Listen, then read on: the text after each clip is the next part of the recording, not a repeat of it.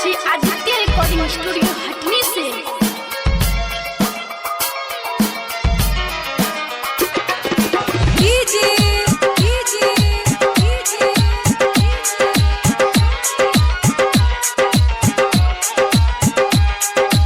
सुभाष देवघर, सुभाष देवघर, सुभाष देवघर, सुभाष।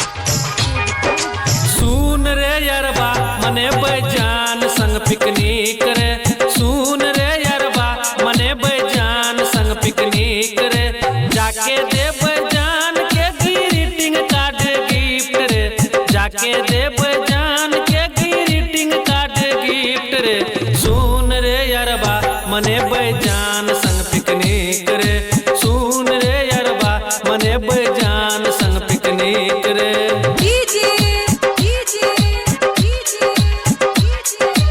सुभाष देवघर, सुभाष देवघर, सुभाष देवघर।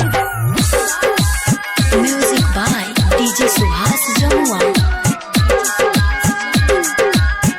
लके जेब जान को हम घूमेला नेपाल रे, जान संग मिल क मनेबै नया साल रे, मनेबै नया साल रे, मनेबै नया साल रे।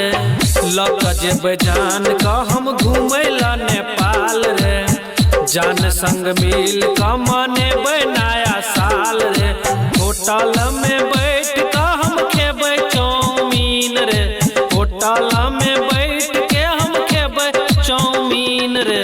सुन रे यरवा मने बैजान संग पिकनिक रे, सुन रे यरवा मने बैजान संग पिकनिक रे।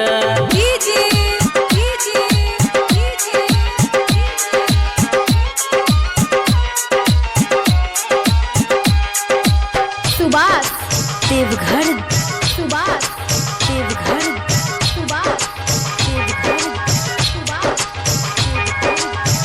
गार्डन में सेल्फी लेबै दुनू गोटा सैठ के, घूमबै नेपाल सिटी रिक्शा पे बैठ के, रिक्शा पे बैठ के, रिक्शा पे बैठ के।